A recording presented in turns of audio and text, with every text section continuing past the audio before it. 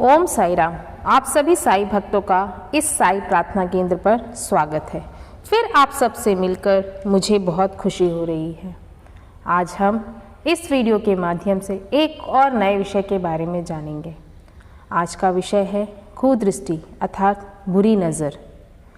तो आज हम जो बुरी नज़र या कुदृष्टि के बारे में जानेंगे, इस विषय पर श्री साई चरित्र में एक अध्याय में दिया भी गया है कि स्वयं बाबा पर भी दूसरों की नज़र लगी है, और ऐसा बाबा ने स्वयं अपने शब्दों में कहा है। तो सर्वप्रथम हम उस अध्याय के बारे में पढ़ेंगे।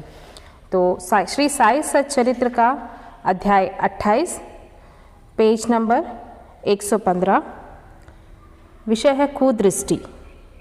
इसी यात्रा में एक बार उनको चावड़ी का जुलूस देखने का भी सौभाग्य प्राप्त हो गया। उस दिन बाबा कफ से अधिक पीड़ित थे। उन्हें विचार आया कि इस कफ का कारण शायद किसी की नज़र लगी हो। दूसरे दिन प्रातःकाल जब बाबा मस्जिद को गए तो श्यामा से कहने लगे कि कल जो मुझे कफ से पीड़ा हो रही थी उसका मुख्य कारण किसी की कुदृष्टि ही है। मुझे ऐसा प्रतीत होता है कि किसी की नज़र लग गई है, इसीलिए यह पीड़ा मुझे हुई है। लक्ष्मीचंद के मन में जो विचार उठ रहे थे वही बाबा ने भी कह दिए।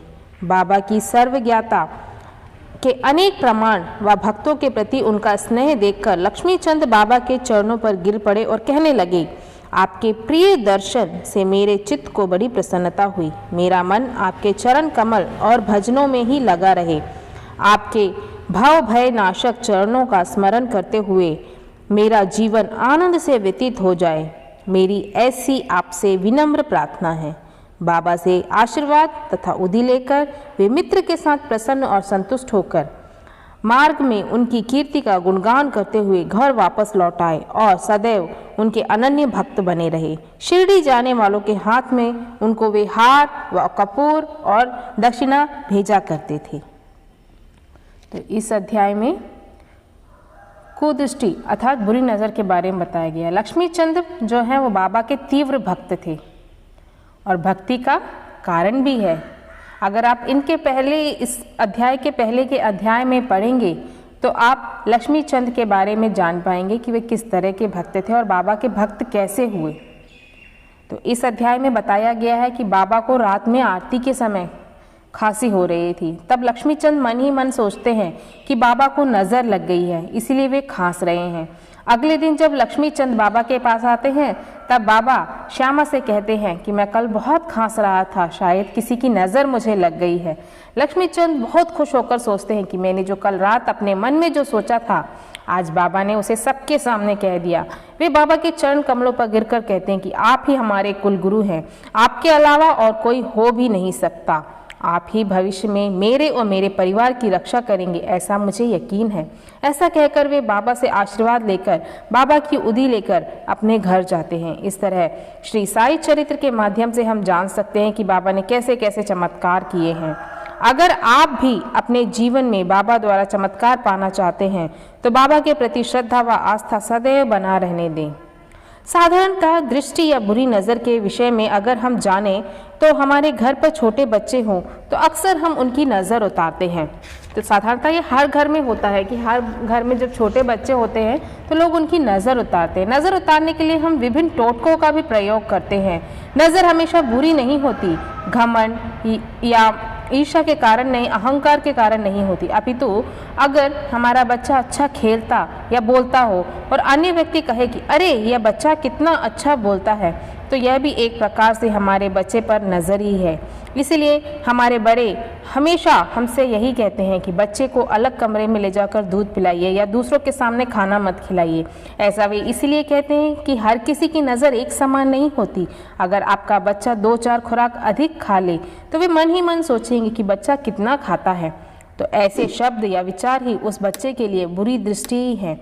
कभी कभी बड़े लोग पर भी कुदृष्टि या नज़र का प्रभाव पड़ता है। हम दिन भर कड़ी मेहनत करके घर लौटे लेकिन अगला व्यक्ति हमें कहे कि इसे क्या कमी है, वह तो बहुत खुश है, हर सुख से भरपूर है, इसे तो कोई भी कष्ट ही नहीं है, वह जब चाहे जो खरीद सकता, उसके पास पैसों की कमी नहीं है।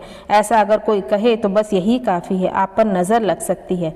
यह नज़र आप पर किसी अहंकार के कारण नहीं, अपितु तो साधारण शब्दों में वे आपके बारे में कहे, बस यही काफ़ी है, आप पर नज़र लग सकती है।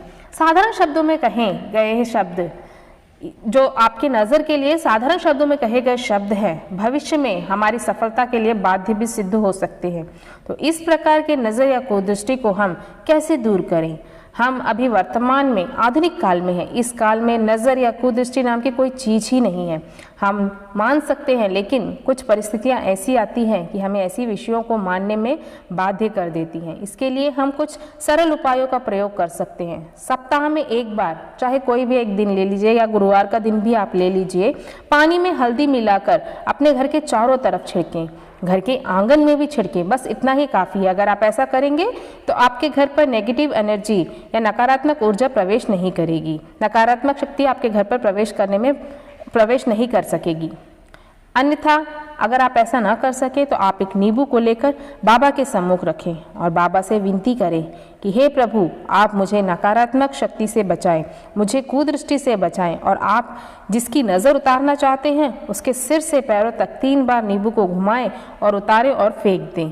अगर आप ये सब करने में भी असमर्थ हैं तो कोई बात नहीं, आप एक गिलास पानी लेकर बाबा के सम्मुख रात में रखें और सुबह उठकर उस पानी को पिएं। पीने से पहले बाबा से प्रार्थना करें कि बाबा मुझे किसी भी प्रकार की नकारात्मक शक्ति से बचाएं। बुरी नज़र या कुदृष्टि एक प्रकार से नकारात्मक शक्ति या नेगेटिव एनर्जी है। जो मैंने उपाय आपको बताए हैं वो बहुत ही सरल उपाय हैं। छोटे बच्चों को अगर दृष्टि हो तो 1 गिलास पानी पी नहीं सकते वे, तो आप उस पानी से बच्चे का मुंह पोंछ लीजिए। आप हल्दी का पानी छिड़किए या नींबू से नज़र उतारिए या पानी बाबा के सम्मुख रखकर पीजिए। इस प्रकार में इनमें से कोई भी एक उपाय सप्ताह में 1 बार कीजिए, काफ़ी है। आप नकारात्मक शक्ति अर्थात नज़र से बच सकते हैं। अगले वीडियो में हम नए विषय के बारे में जानें। अगर आपको मेरा ये वीडियो पसंद आए तो इसे लाइक कीजिए और सब्सक्राइब कीजिए, और अपने अनुभवों को हमारे कमेंट बॉक्स पर अवश्य शेयर करना ना भूलें। ओम साई राम, ओम साई राम, ओम साई राम।